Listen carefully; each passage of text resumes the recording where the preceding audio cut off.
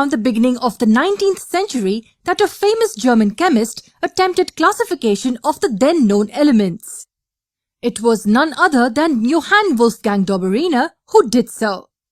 He classified the elements known at that time in a particular manner. He placed them into groups having 3 elements each. Do you think these groups of 3 will have elements arranged randomly? Of course not. What's the unique way of placing these elements then? It's simple.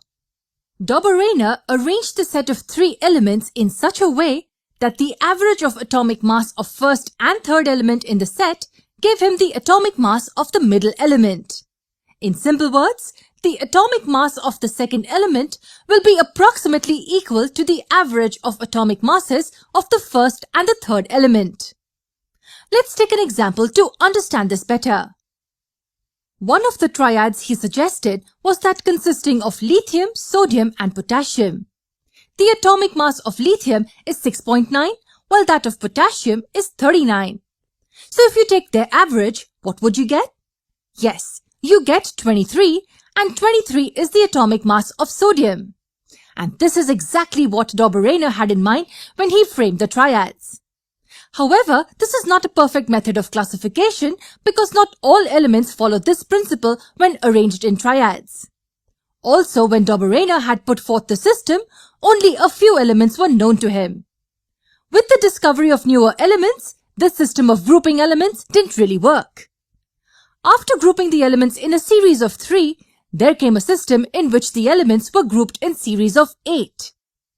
Yes, this system was put forth by an English scientist named John Newland in the year 1866. There were around 56 elements that Newland could group. He simply arranged the elements in an increasing order of their atomic masses. At the end, he realized that these could be grouped such that every 8th element resembled the first. Astonishingly, the arrangement also struck an analogy in his mind. Well, can you guess what analogy popped in Newland's mind? Let me help you with that. These are like octaves. Yes, octaves found in music. In case of octaves, we find that every 8th note is same as that of the first one.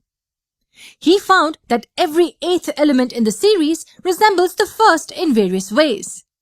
This is how Newland arranged the elements in a table.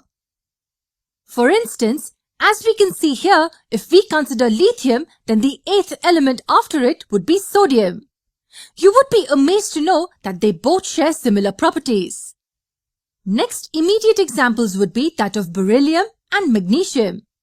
Even these are at positions such that magnesium is 8 places away from beryllium. And yes, they both do resemble each other. With this analogy, Newland named the grouping system of elements as laws of octaves and even Newland's laws of octaves.